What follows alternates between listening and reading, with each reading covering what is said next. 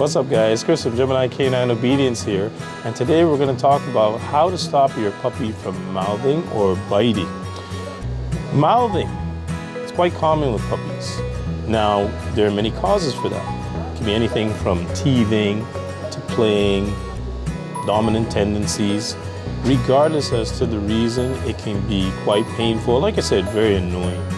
What we found with puppies that are teething, using a frozen tea towel helps to soothe those inflamed gums. What you would do is take a tea towel, soak it in cold water, and then throw it in the freezer.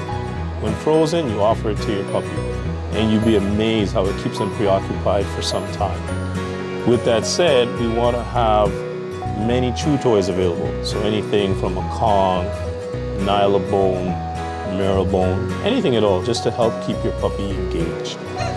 Now, when you're playing with your puppy, this is very important. It's important to engage your puppy with an inanimate object. So something like a tug toy, a rope toy, as opposed to playing or roughhousing with your dog, like physically wrestling with the dog. Because what happens is he doesn't have hands like we do where he can grab. He would have to use his mouth. And so if you did that on a regular basis, it would promote a lot of mouthing or heavy biting. And this is one thing we're trying to discourage. So if anything, using an inanimate object like a tug toy or a rope toy, something that he can pull on, or even chasing a ball, would be beneficial in the way of helping to discourage the mouthing. So remember that when engaging with your puppy, especially if he tends to do a lot of mouthing, use something else that he can actually bite on. Now, with that said, for discouraging the behavior, there are many different things that we can use. The one game that I like to play with my puppy is called the ouch game. And how it works is we set it up where we're going to play with the puppy in a controlled area, like a kitchen or even a bathroom, with a baby gate up where I can leave the room, but the puppy cannot leave the room. Now, we also make sure there are lots of toys available within the room. We now enter the room with the puppy and we start to play.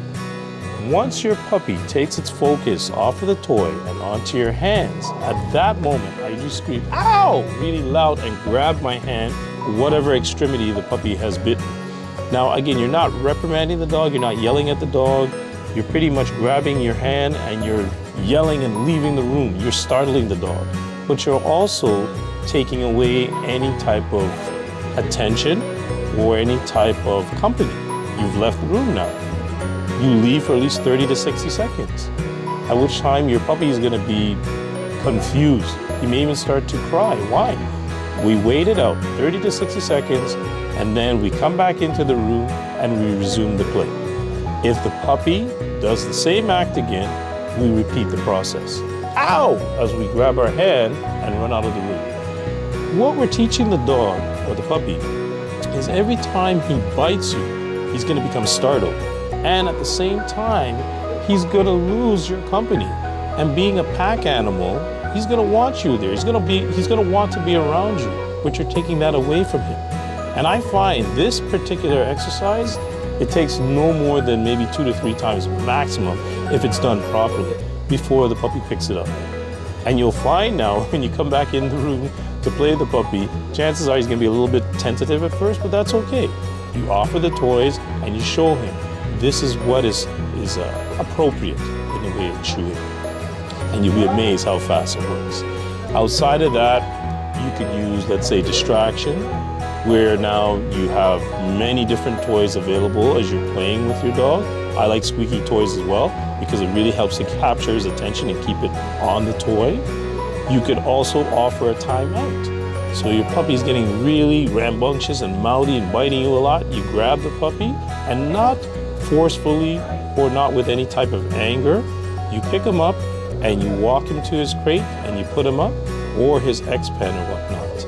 And what will happen is eventually the same thing, the puppy now you will find will become upset. And why? Because now he's lost your attention. He's lost the ability now to be with you. But you're trying to teach him. Every time he bites, this is what happens. Another method is called the water treatment.